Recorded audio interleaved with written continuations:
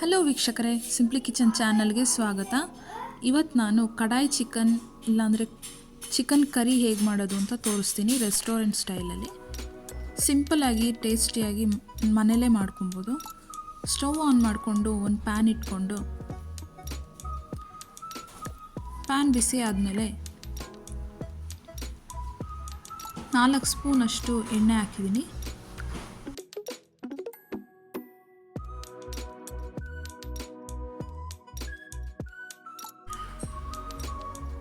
ಮಸಾಲ ಹುರ್ಕೊಂಡು ಪೇಸ್ಟ್ ಮಾಡ್ಕೊಬೇಕು.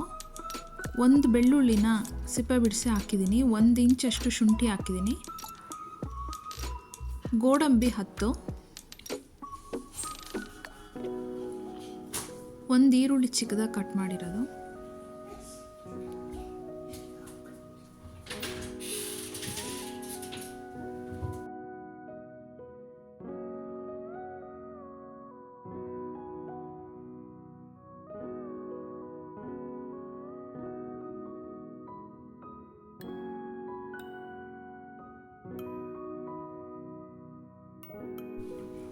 ಎಲ್ಲ ಹಸಿ ವಾಸನೆ ಹೋಗೋ ತನಕ ಹುರ್ಕೊಬೇಕು.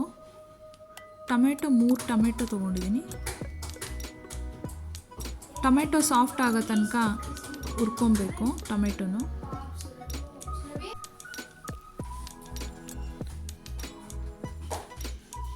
ಲೋ ಫ್ಲೇಮಲ್ಲೇ ಟೊಮೆಟೊ ಸಾಫ್ಟ್ ಆಗೋ ತನಕ ಹುರ್ಕೊಬೇಕು.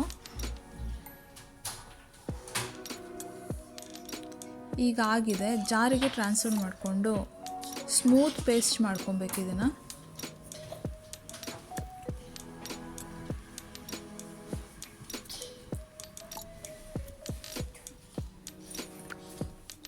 ಮತ್ತೆ 4 ಸ್ಪೂನಷ್ಟು ಆಯಿಲ್ ಹಾಕ್ಕೊಂಡು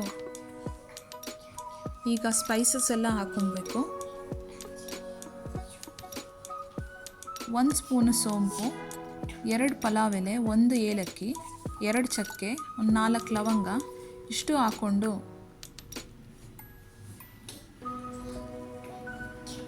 ಹಸಿಮೆಣಸಿನ್ಕಾಯಿ 2,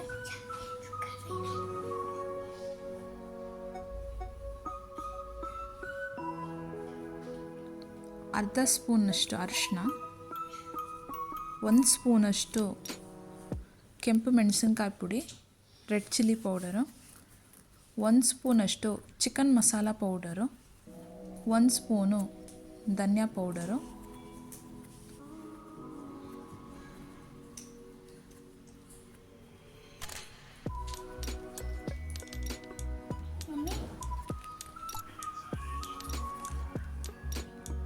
ಬಿಸಿ ಆಯಿಲಿಗೆ ಈ ಸ್ಪೈಸಸ್ ಪೌಡರೆಲ್ಲ ಹಾಕಿ ಒಂದ್ಸರಿ ತಿರುಗಿಸ್ಕೊಂಡು ಸ್ಟವ್ ಆಫ್ ಮಾಡ್ಕೊಳ್ಬೇಕು.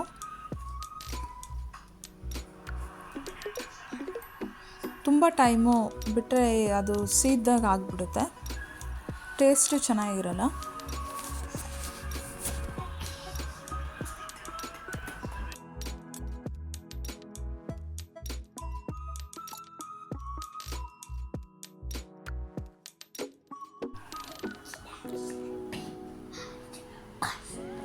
ಮುಕ್ಕಾಲು ಸ್ಪೂನ್ ಉಪ್ಪು,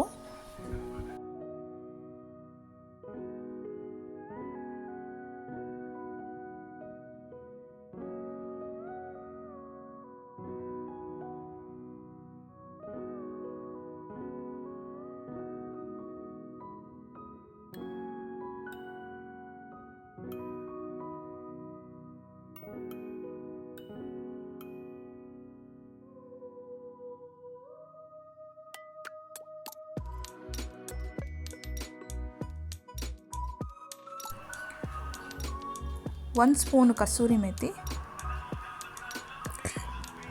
ನಾವು ಪೇಸ್ಟ್ ಮಾಡಿ ಇಟ್ಕೊಂಡಿದ್ದ ಮಸಾಲ ಪೇಸ್ಟನ್ನು ಇವಾಗ ಹಾಕಿದ್ದೀನಿ. ಅರ್ಧ ಕಪ್ಪಷ್ಟು ನೀರು ಸೇರಿಸಿದ್ದೀನಿ ಅದಕ್ಕೆ. ಈಗ ಎಲ್ಲ ಮಿಕ್ಸ್ ಮಾಡ್ಕೊಬೇಕು, ಮಸಾಲ ಪೌಡ್ರು ಮತ್ತು ಪೇಸ್ಟು ಮಿಕ್ಸ್ ಮಾಡ್ಕೊಂಡ್ಮೇಲೆ ಈಗ ಸ್ಟವ್ ಆನ್ ಮಾಡಿ ಅದನ್ನು ಒಂದು ಕುದಿ ಬರಿಸ್ಕೊಬೇಕು.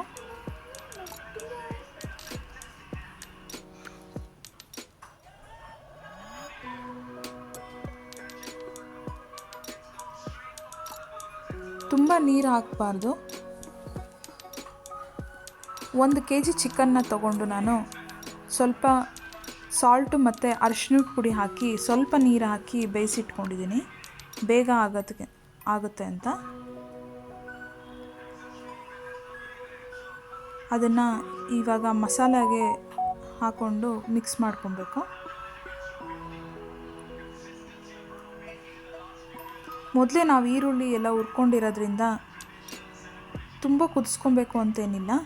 ಚಿಕನು ಬೆಂದಿದೆ, ಆದ್ದರಿಂದ ಒಂದು 5 ನಿಮಿಷ ಕುದಿಸ್ಕೊಂಡ್ರೆ ಸಾಕು. ಅರ್ಧ ಸ್ಪೂನಷ್ಟು ಮೆಣಸಿನ ಪೌಡ್ರ್ ಹಾಕ್ತಿದ್ದೀನಿ ಕೊನೆಗೆ. ಕಟ್ ಮಾಡಿರೋ ಸ್ವಲ್ಪ ಕೊತ್ತಂಬರಿ ಸೊಪ್ಪು ಹಾಕಿದ್ದೀನಿ.